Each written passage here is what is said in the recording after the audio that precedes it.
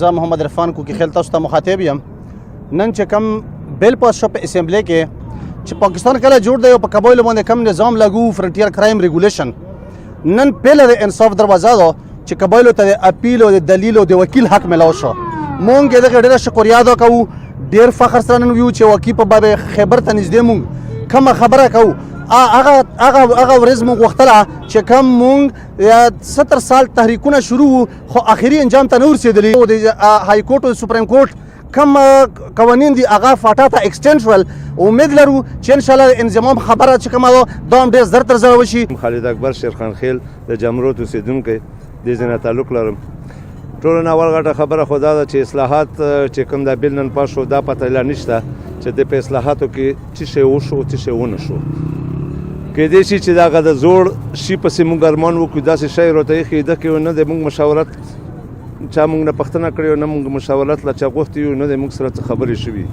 دا خو حکومت په خپله ناسته او د اصلاحات یې په خپله کړي دي، خو داسې اصلاحات ونه شي چې موږ د زړه 40 اپسیار پسې جړو کوو د دغه نه ور بترې ته موږ کښېنئ.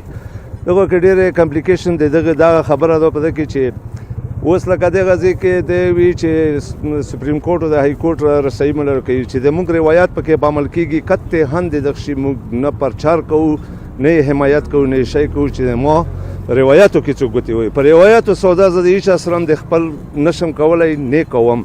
نه زه خو اول د ټولو نه اول دا یم چې بېله صوبه راته میلاو شي چې هغه راته نه میلاویږي نو آزاد فاټا کونسل د راته میلاو شي ځکه چې په څنګېدو کې موږ له ډېر غټ تکالیف شته.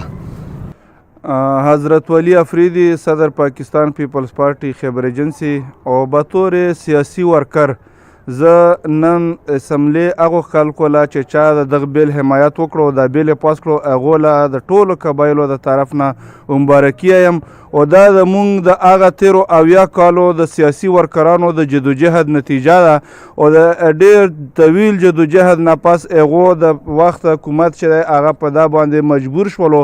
بنیادي خبره په دا اصلاحاتو کې د مونږ د فاټا چې څومره خلک دي که هغه سیاسي خلک وو که هغه مذهبي خلک وو که هغه سماجي تنظیمونه وو د هغو د اول نه دا مطالبه وه چې د فاټا کې د سپریم کورټ او د های کورټ ایکسټینشن وشي د فاټا دپاره او قبایلو له په های کورټ سپریم کورټ کې د اپیل حق حاصل شي او دا د دغې دپاره چې مخکې نظام کې چې دی د ټول آل نال اختیار صرف د یو پولیټیکل ایجنټ سره و نو د هغه خلاف چا لا د اپیل حق نه و او نه د هغه خلاف چا هغه کولی شو ځکه چې هغه به کومه فیصله وکړه هغه انتظامي هم وه او عدلي هم وه نو د دغې وجې نه د انصاف توقع سره کېدی نه شوله. اوس چې د کوم بیل په وجه باندې د عدلیه ایکسټینشن وشو فاټله دا یو اهم قدم دی.